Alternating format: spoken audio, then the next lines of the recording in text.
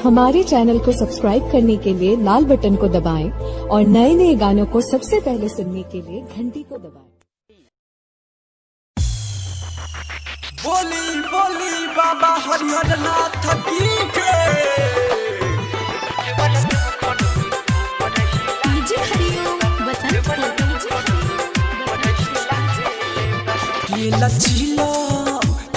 चिलो मुगा जालू का दिल बा ये सखी चिलो मुगा जालू का दिल बा देवरा देव घर में कोमर हिला दिल बा देवरा देव घर में कोमर हिला दिल बा संगे हमरो के अपना नाचा दिल बा संगे हमरो के अपना नाचा दिल बा देवरा देव घर में कोमर हिला दिल बा देवरा देव घर में कोमर हिला दिल बा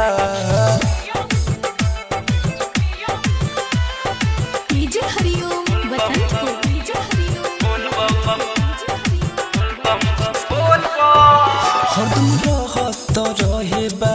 हरबा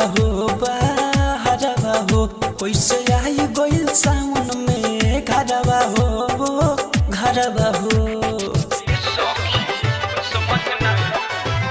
हरदम रहत रहे बा हरबा हो कैसे आई गइल सावन में घरबा हो गोरिया पोरो डीजे बनहबा देले बा गोरिया पोरो डीजे बनहबा देले बा देवरा देव घर में कोमर हिला देले बा देवरा देव घर में कोमर हिला देले बा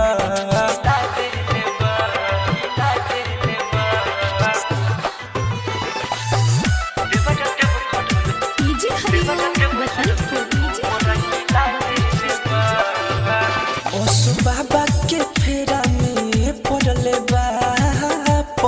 बा जलावा लोटिया में भरले बा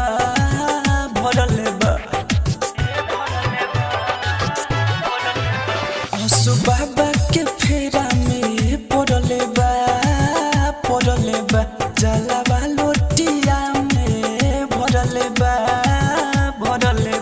लाइव याके फेसबुक पर चढ़ा देले बा लाइव याके फेसबुक पर चढ़ा देले बा देवरा देव घर में कोमर हिला देले बा देवरा देव घर में कोमर हिला देले बा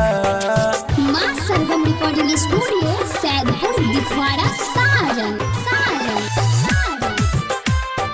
डीजे हरिओम बसंतपुर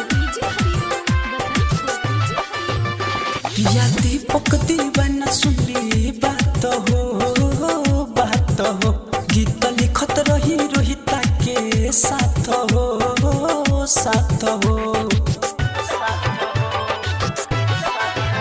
पिया प्रदीप में सुनली बात हो गीत लिखत रही रोहिता के साथ हो